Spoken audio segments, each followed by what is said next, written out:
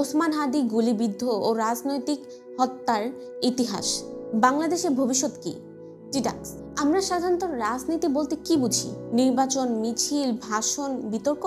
বাংলাদেশের রাজনীতি মানে কি কেবল এইটুকুই, নাকি রাজনীতির আরেকটি অবস্থার দিক আছে যেখানে সিদ্ধান্ত হয় বন্দুকের নলে? আজ আমরা ফিরে তাকাবো বাংলাদেশের রাজনৈতিক হত্যার ইতিহাসের দিকে, তারিখ ধরে, নাম ধরে, অবদান ধরে, এবং শেষে আমরা প্রশ্ন করব ওসমান হাদি গুলিবিদ্ধ হওয়ার ঘটনা আমাদের ভবিষ্যৎ সম্পর্কে কি ইঙ্গিত দিচ্ছে। রাষ্ট্র জন্মানোর পরই রক্ত শেখ মুজিবুর রহমান নিহত হন। 15ই আগস্ট 1975, দল বাংলাদেশ আওয়ামী লীগ। পরিচয় রাষ্ট্রপতি ও জাতির পিতা, তার প্রধান অর্জন 1971 সালের মুক্তিযুদ্ধের নেতৃত্ব, স্বাধীন বাংলাদেশের সংবিধান ও রাষ্ট্রের কাঠামো নির্মাণ। 15ই আগস্ট 1975 একটি নতুন রাষ্ট্রের প্রতিষ্ঠাতা, নিজ বাসভবনে সপরিবারে নিহত। এটা শুধু একজন মানুষের মৃত্যু ছিল না, এটা ছিল রাষ্ট্রের নৈতিক ভিত্তির ওপর সরাসরি আঘাত। এই হত্যাকাণ্ড বাংলাদেশকে দেখিয়ে দেয় ক্ষমতা বদলের পথ হতে পারে ভয়ঙ্কর। জেলের ভেতর ইতিহাস হত্যা, 4 জাতীয় নেতা নিহত হন। 3 নভেম্বর 1975, দল আওয়ামী লীগ। Syed Nazrul Islam, Tajuddin Ahmed, M Mansur Ali, AHS Kamruzzaman. প্রধান অর্জন মুক্তিযুদ্ধকালীন অস্থায়ী সরকার পরিচালনা, যুদ্ধ ও কূটনৈতিক নেতৃত্ব। স্বাধীনতার নেতৃত্বকে জেলের ভেতরে হত্যা করা হয়েছিল। এটি ছিল বার্তা, ইতিহাস মুছে ফেলাও সম্ভব। প্রশ্ন হলো, রাষ্ট্র যখন বন্দীদের নিরাপত্তা দিতে পারে না, তখন নাগরিক কতটা নিরাপদ? রাষ্ট্রপতি হত্যা ও ক্ষমতার রাজনীতি। জিয়াউর রহমান নিহত হন 30শে মে 1981, দল বিএনপি। প্রতিষ্ঠাতা। পরিচয় রাষ্ট্রপতি। প্রধান অর্জন স্বাধীনতার ঘোষণা, চট্টগ্রাম বেতার কেন্দ্র। বহুদলীয় রাজনীতি পুনঃপ্রবর্তন।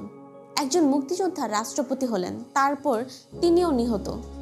বাংলাদেশ তখন শিখে নেয় ক্ষমতার লড়াই মানি জীবন মরণ। গণতন্ত্র এলো, সহিংসতা পেল না।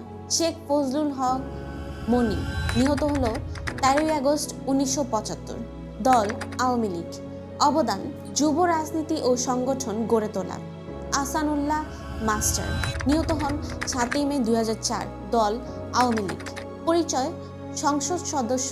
অবদান শ্রমিক অধিকার আন্দোলন, স্থানীয় উন্নয়ন। আইভি রহমান নিহত হন 26শে আগস্ট 2004, দল আওয়ামী লীগ। পরিচয় মহিলা বিষয়ক সম্পাদক। অবদান নারী রাজনৈতিক অংশগ্রহণ জোরদার।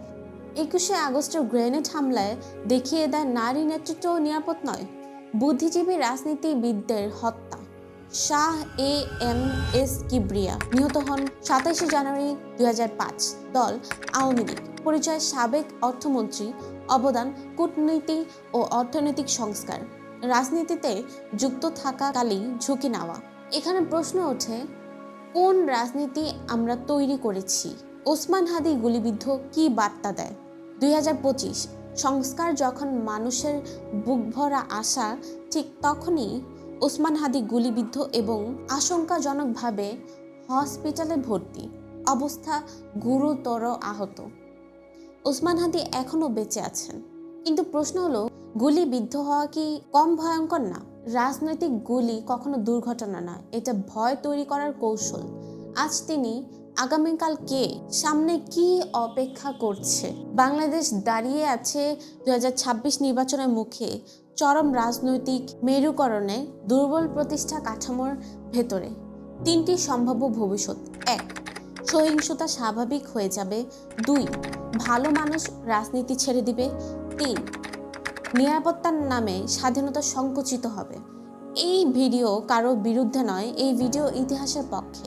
প্রশ্নটা ওসমান হাদি নয়, প্রশ্নটা আমরা কি এমন বাংলাদেশ চাই যেখানে মত প্রকাশের দাম গুলি, নাকি এমন বাংলাদেশ যেখানে রাজনীতি মানে প্রতিযোগিতা, হত্যা নয়? সে দেশে ভবিষ্যৎ নিজেই অনিরাপদ হয়ে পড়ে।